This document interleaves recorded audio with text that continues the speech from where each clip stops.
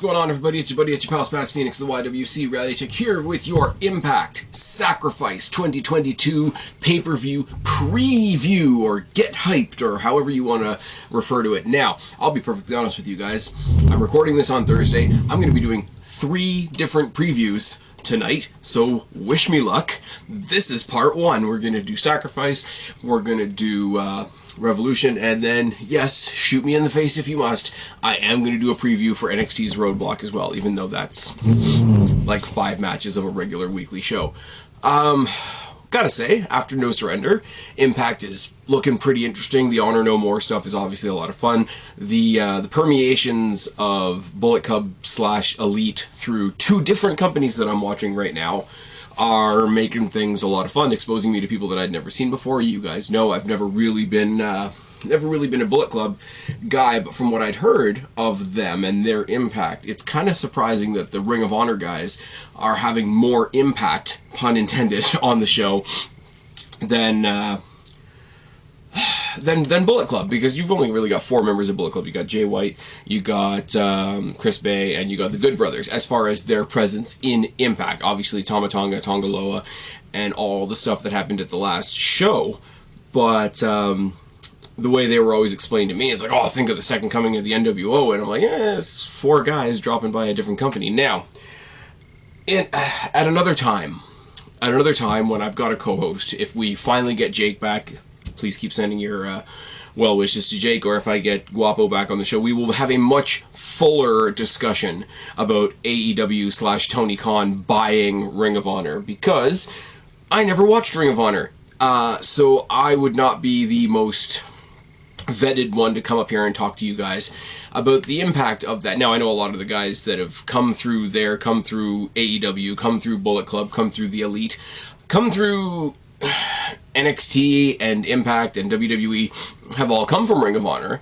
and it's very, very cool. I've gone back and watched the odd thing here and there, like some Punk stuff, some Samoa Joe stuff, but I can't speak to it. Like, I would, if I was coming up to you guys right now to talk about the ROH buyout, it would be a very, very hollow commentary, because I wouldn't have very much to say. But it does bear mentioning that the Honor No More invasion happening in Impact has to cross over with what's going on in AEW with Tony Khan, with his new Ring of Honor, and ultimately Deonna Purrazzo, who criminally is not on this show, is the current Ring of Honor women's champion, along with being the Reina de Reyes champion. So I really hope, it hasn't been advertised, or it hasn't been announced just yet, unless it's happening tonight, but I really do hope that she does another Champ challenge, and we get somebody cool out there, like an Athena, maybe?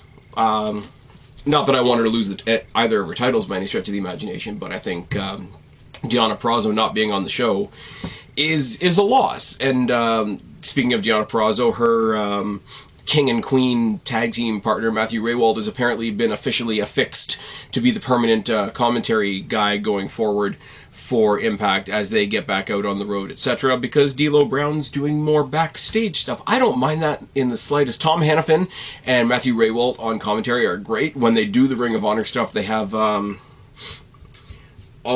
going to mess up his name. Is it Ian Riccaboni? Doing commentary with them as well for the Ring of Honor stuff. Gresham's not on the show, the ROH champion. I don't think anybody's doing any Pure Rules matches, which I'm sure will bum out the Ring of Honor fans, but I've seen 2 Ring of Honor Honor Rules, or whatever, Pure Rules matches, and it just seems unnecessarily complicated, so maybe them not being on the show this time, maybe it's okay. Let's start with the kickoff, or whatever they're calling the kickoff, the ramp up to Sacrifice, and it's Honor No More, represented by Matt Taven and Mike Bennett, versus Rich Swann and Willie Mack. Now, with the Eddie Edwards turn at the pay-per-view, which was awesome. Oh, also, quick shout-out to our buddy Guapo, who I thought I was going to get on here with me tonight, but work's kicking his ass, so we're not going to do that right now. He was at No Surrender. He was here for all of the Honor No More shenanigans and the Bullet Club split and reform, so we will definitely have to get him back on here at some point to talk about what that was like. But the turn of Eddie Edwards, who was the heart of Impact Wrestling, and It was, I should have predicted it, if I'm completely honest, because anytime somebody is that much like the guy, you know it's set up for a turn. I still do think Eddie Edwards being set up as the heart of Impact, the way that AJ Styles was set up as the heart of TNA back in the day, is a really good fit. The crowd loves him. His music, when he does come out to his music, seeing as he's coming out to Honor No More's music now, it gets that sing-along response, and the crowd loves it. It's not quite a Judas thing, because they don't have a Judas-sized crowd, but that turn, and then the Bullet Club turn on the same show was a lot of fun. So, here's what I'm saying. Honor No More is officially allowed, I guess, in Impact now. So we need a quick feel-good win so that Impact can get points back on the board. Rich Swann, Willie Mack, they're good for that. Mike Bennett and Matt Taven as a duo, as like separate from their actual group, I don't really give a care about. They're managed by Maria Kanellis, so I'll be able to check out Maria Kanellis while this match is going on. Rich Swann, Willie Mack get the feel-good win to start off the night, because where Honor No More takes the score back in their favor, because you got to kind of look at it in this kind of way, because there's 3 Honor No More matches on this card tonight. Is Rhino is going to want a piece of Eddie Edwards. He wants, it's the revenge for the turn and all that kind of thing, and it's like here's Weasley little Eddie Edwards, and he's gonna be killed by the Man Beast. And obviously that's not going to happen, because the rest of Honor No More is going to swarm Rhino, and Eddie Edwards is going to stand on the broken body of Rhino. He slayed the Beast, or at least that's going to be his heel narrative going forward, I do believe. But I think that's going to leave us out at like sort of 1-1. And it'll be good. Eddie Edwards is a great wrestler. Rhino is just insane. Rhino is a little bit of, Braun Breaker is a Steiner, so first and foremost, he's a Steiner. But there's a little bit of Rhino creeping into the Braun Breaker persona, especially with the big old spear, you could say gore, that he hit in his last match. I think it was on NXT this week. I don't know. We're going to talk about NXT 2 videos from now. So, yeah, Honor No More takes the loss to Rich Swann and Willie Mack. They get their win back with Eddie Edwards, and then I think they lose again because Jonah versus PCO. PCO is just there to be the Kane. He's there to be the Frankenstein's monster, and yes, it is very similar to what Rhino is going to be in the previous match, but Jonah is the monster guy that Impact is pushing right now, and while they're trying to hold on to these ROH guys, or sort of give them something to do until, what's the show called? Supercard of Honor is their pay-per-view in April.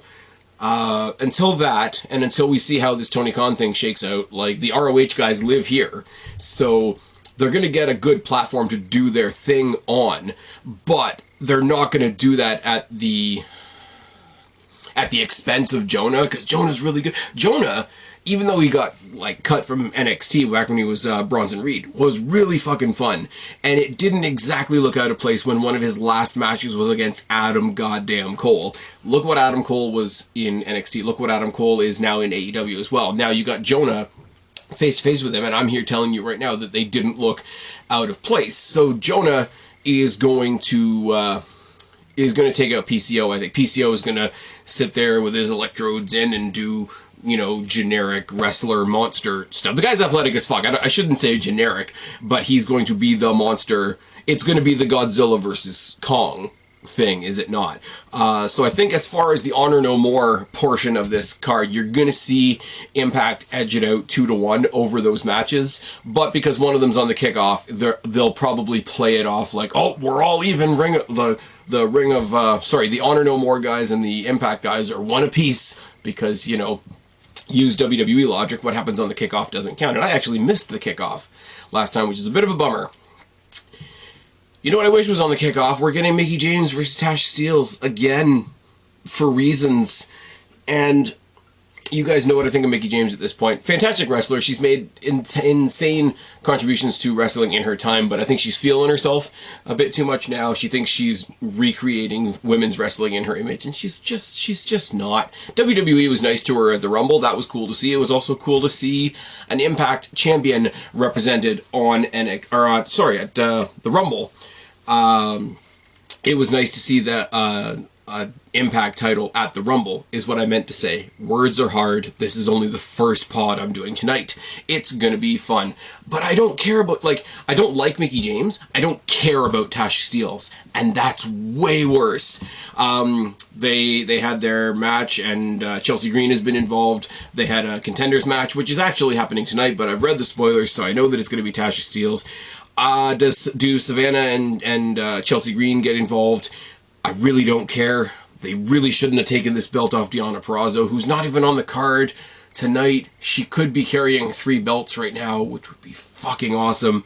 I saw a graphic somebody put up recently that was like Bayley with her 2 belts and Deonna Purrazzo and her 2 belts, and I'm like, there's a match I wouldn't mind seeing. But this is just they have to add another women's match to this card. They have to get Deonna on there and do the champ challenge, and even if she takes out a jobber, Deonna Purrazzo's fucking awesome, and she's carrying the gold for 2 different companies. I don't know where AAA's business is at the moment, because it'll be a big surprise to you guys, but I don't follow AAA. I never followed ROH, but wherever they are in the overall scheme of pro wrestling at the moment, she's carrying both of their titles, and apparently Roxy is still on her way to NXT. I'm really just hammering down on the fact that I'm sort of disappointed Deonna Purrazzo's not on the show. So we're going to carry on to stuff that I'm looking much more forward to. We had the Honor No More portion of the evening, and I'm sure it's going to be way more spread out than that. Now we come to the Bullet Club portion of the evening, and it's Jay White versus Alex Shelley. Alex Shelley, who I haven't seen since he popped up to be Kushida's partner once on NXT, unless there's something I'm forgetting. Alex Shelley's going to have Chris Sabin in his corner, which is awesome. A little Motor City Machine Guns stuff never hurts. Jay White is going to have Chris Bay in his corner. Now, on the one hand, I like Jay White. Jay White's the wrestler that's newest to me. On the other hand, I'm really pumped to see Alex Shelley. So the match itself can't lose. But by putting those 2 guys in each of the guys' corners, you're really asking me to think about the tag team match that's going to come on later on down the line, where it's going to be the Motor City Machine Guns versus the Bullet Club, represented by Jay White and Chris Bay. And that is a very intriguing match, I'm not going to lie. It would put them in the tag team title picture, which would bring us to the other Bullet Club related match on the card, which is the Good Brothers versus Violent by Design. And now, here's the deal, and here is the deal. Violent by Design and the Good Brothers had a little bit of a pact going for a while now. They were the 5 of them were going to mow down the rest of the tag team division so that Violent by Design could eventually have a one-on-one match with the Good Brothers. The Good Brothers and the rest of Bullet Club turned on the Guerrillas of Destiny at the last show. So the Guerrillas of Destiny are in the corner of Violent by Design. Now, let's talk about dynamic for a second here. Good Brothers are bad guys. Violent by Design are chaotic guys. Chaotic guys are really defined by who they're facing. So, the Good Brothers are heels. Violent by Design, by default, become faces with that logic, and Guerrillas of Destiny are the ones that just got victimized, so they sort of get baby-faced by association.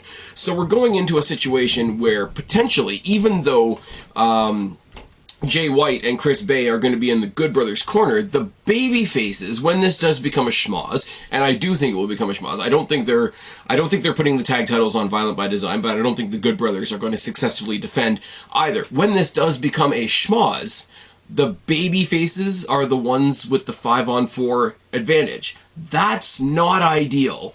So this is where I'm predicting somebody shows up to help out the Bullet Club. Now, I don't know enough about Bullet Club to say who that might be. I will not make even the joking prediction that it'll be Cody. But, you know, somebody, like, Jay White's been on AEW, so what's to say Adam Cole doesn't show up? I don't think that's necessarily going to happen. I mean, Kazarian's been on Impact relatively recently, and he, was he in the Bullet Club, or am I imagining that? Because I've seen lists of people that were on the Bullet Club, and so many of them are wrestlers that I like, and it's ridiculous that I never saw the Bullet Club at this point. But, I mean, think about what I'm saying right here, right now, though. I'm fantasy booking somebody to come and face the people that are at a numbers disadvantage because they're being teamed up on 5-on-4, potentially. So that guy's going to get a babyface pop for making the save, but it's going to be on the heel team, and he's helping the heel team, and by virtue of that fact, he will be a heel. So we're baby-facing the Bullet Club by having them get beat up by the people that are justified in beating them up. It's dynamic-wise, it doesn't work at all. It's going to be a fun match. The Good Brothers are entertaining. Anything Eric Young is involved in. I mean, you put Diener and Joe Doring as a tag team by themselves, and I'm sorry, guys, even though I've seen them both live at Destiny at this point, yes, check it off your Spaz Phoenix bucket list, I wouldn't care. And it's not anything against them as talents. They're all great wrestlers. Obviously, Diener is crazy, and Joe Doring is a terrifying monster of a human being. But I wouldn't care. Eric Young is the one that gives this group character. And so you Eric Young's character and how fun the Good Brothers are, plus Guerrillas of Destiny on the outside, White and Bay and somebody else potentially getting involved in the schmoz. There's no way this match has a clean finish, so Good Brothers don't necessarily win, but still walk out as your tag team champions, is my prediction. Trey Miguel taking on Jake something, speaking of big, gigantic, monstrous human beings. Trey Miguel versus Jake something for the X Division Championship. Now, Jake something, again, I'm not going to run it into the ground. Jake something I saw live in person at Destiny before I ever saw him on TV. Dude is legit huge. And since its inception, X Division has never been a cruiserweight division. I understand that. I mean, that whole mentality was challenged when Josh Alexander, the current reigning defending Destiny World Champion, check it off your Spaz Phoenix bucket list, was the X Division champion before he cashed in Option C. I get the whole, it's not, what was the slogan back in the day? It's not about weight limits, it's about no limits. I get that, but I still would rather see cruiserweights with the championship. I want Trey Miguel to run circles around Jake something and have the monster be the confused monster and you know, maybe have a show of respect after the fact or whatever the case may be. Jake something can go kill somebody. Jake something versus Joe Doring could be a thing. Jake something versus Luke Gallows or Doc Gallows or whatever he's going by now could be a thing. Jake something could get into that monster mash with Jonah and PCO. But I wish they had a mid-card title. Remember when they had like the Legends title for a little bit and it was the TV title for a little bit and then they just got rid of it because they had the X Division. I wish they had something like that so that the X Division could still exist on its own. But hey, I still occasionally miss the six-sided ring. Really, really biased. I really like Trey Miguel. I'd like to see him cash in Option C in the next, maybe not this year, but in the next year or so, because whoever's it's Moose right now, but put the championship on somebody else, I'll just say. If Sami Callihan came back and they put the title back on Sami Callihan, or if Eddie Edwards made his way back up to the title scene, Eddie Edwards versus Trey Miguel would be great. Sami Callihan versus Trey Miguel would be fucking insane. Trey Miguel retains his title if they do what I want them to do, but wrestling doesn't always do what I want them to do. Look, Bianca Belair has another title match at WrestleMania because of course she does. Now, let's stop talking about Bianca Belair and talk about much better women. Let's talk about Cassie Lee, Jessie McKay. Let's talk about Madison Rayne. Let's talk about, what's her name? What's Emma's real name? Tennille Dashwood, there we go. It's tired in here, and I've got a lot more content to make. Inspiration versus the Influence was supposed to happen way back in January at Hard to Kill. Didn't happen because of COVID protocol, if I'm recalling correctly. And the Influence, Madison Rayne and Tennille Dashwood, because I can remember her name, and Caleb with the K with the friggin' neck gimmick there, have been saying the whole time that it's not really that, they just chickened out, they knew we were going to beat them, rah.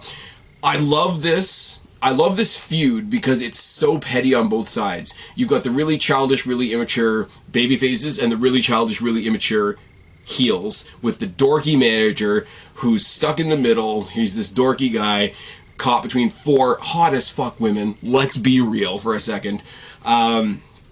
I care way more about this, and I expect to have way more fun with this. I'm not saying that this is going to be 5 stars in the Tokyo Dome, brother, but this is going to be way more fun, and I'm way more interested, and I'm way more invested in this than anything Mickie James and Tasha Steelz are going to do on Saturday.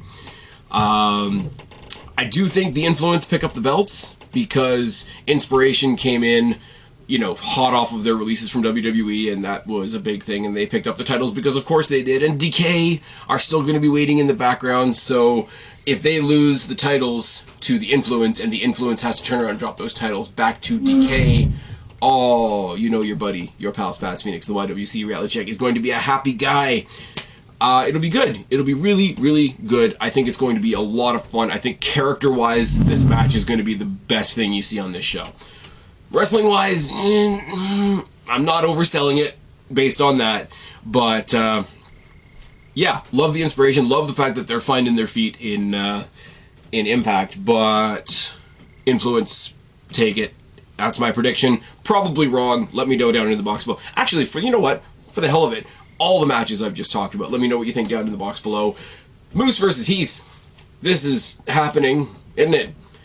For reasons. Now, it's kind of cool how they got here, because Heath Slater's getting a world title match. That's a crazy statement to say to especially to specifically a WWE fan, right?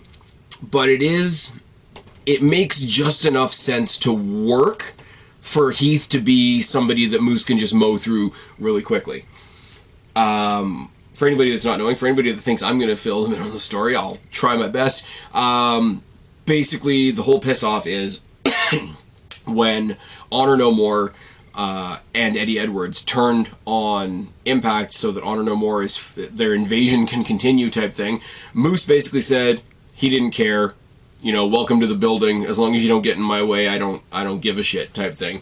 Heath took exception to this because his best friend Rhino was on the team that got turned on by Eddie Edwards, and he came out and gave him the rousing, how can you not care? This is your brand. You're carrying our title. You're carrying the flag for this company, and you know what? If nobody else is going to step up to you, maybe this company needs somebody that is going to care and is going to represent them. And did in some ways, the most cookie-cutter babyface promo you possibly could, but at the same time, because it's Heath Slater, and because, you know, the memories of three-man band are still a thing, seeing him step up to Moose was like, all right, Heath, you go get you a shot and probably die.